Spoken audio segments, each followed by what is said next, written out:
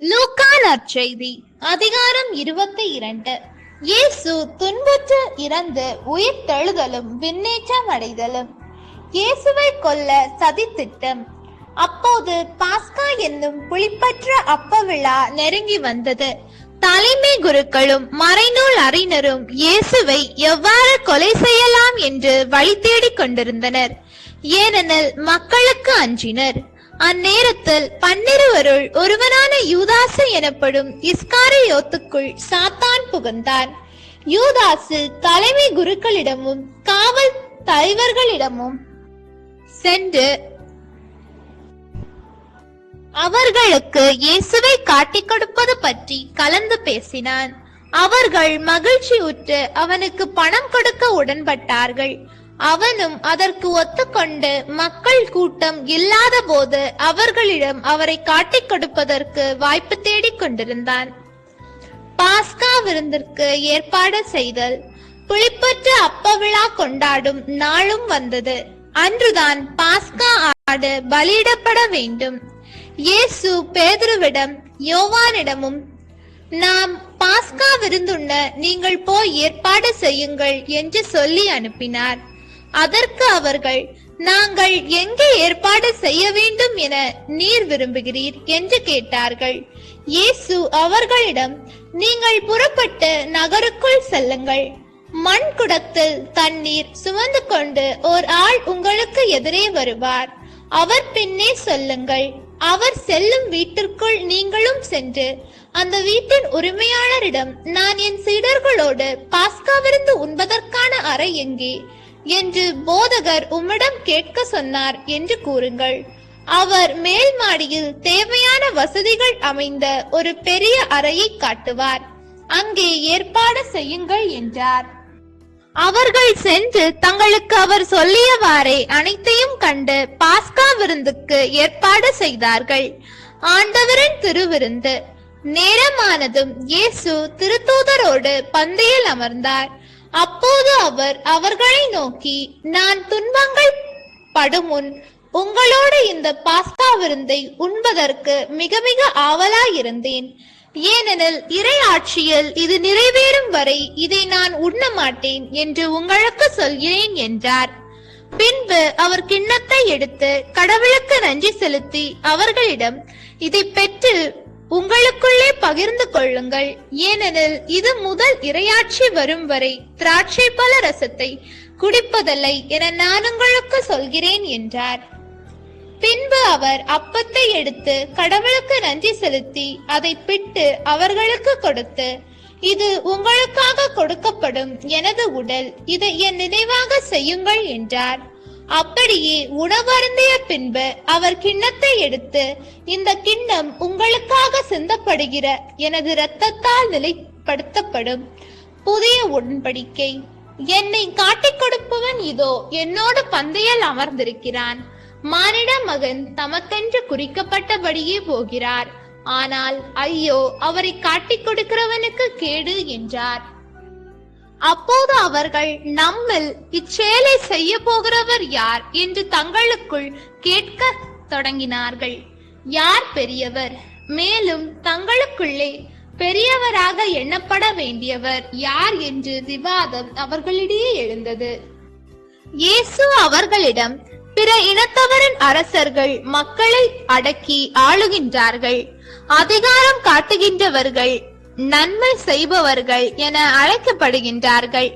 ஆனால் நீங்கள் அப்படி செய்யலாகாது. உங்களுள் பெரியவர் சிறியவராகவும் ஆட்சி புரிபவர் தொண்டு புரிபவராகவும் மாற வேண்டும். யார் பெரியவர்?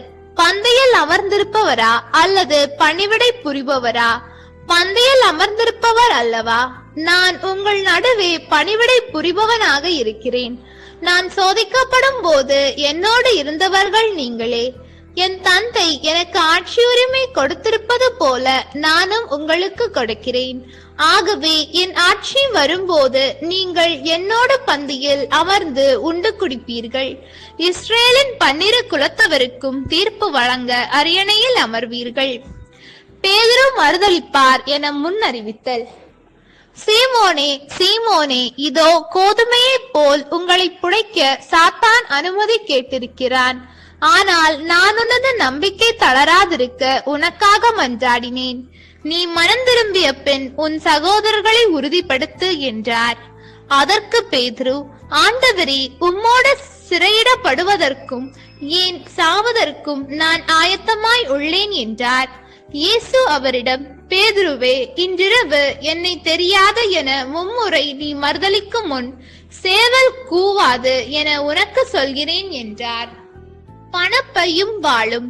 இயேசு சீடர்களிடம், நான் உங்களை பணப்பையோ வேறு பையோ மிதியடியோ எதுவும் இல்லாமல் அனுப்பிய போது உங்களுக்கு ஏதாவது குறை இருந்ததா என்று கேட்டார். அவர்கள், ஒரு குறையும் இருந்ததில்லை என்றார்கள்.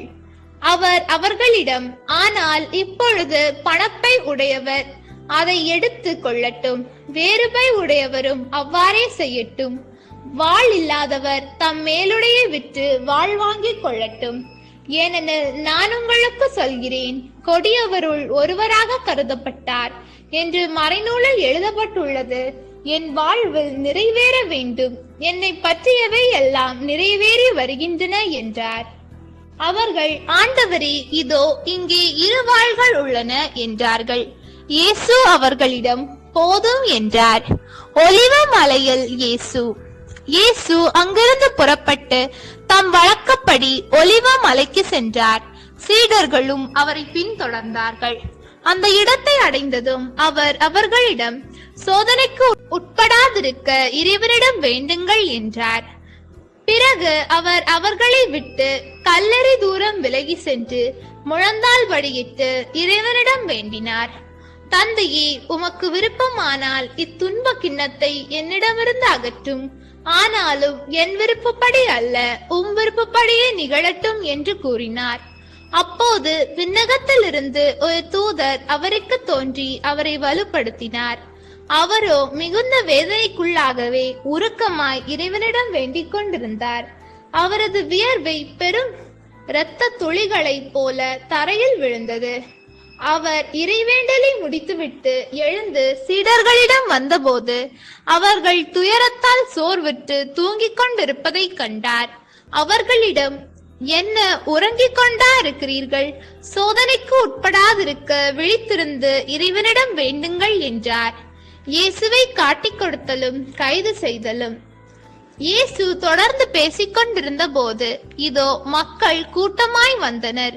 12 ஒருவரான யூதாசு என்பவன் அவர்களுக்கு முன் வந்து அவரை முத்தமிட நெருங்கினான். இயேசு அவரிடம், யூதாசே, முத்தமிட்டா மானிட மகனை காட்டிக் கொடுக்க போகிறாய் என்றார். அவரை சூழ நின்றவர்கள் நிகழப்போவதை உணர்ந்து, ஆண்டவரே, வாளால் வெட்டலாமா என்று கேட்டார்கள்.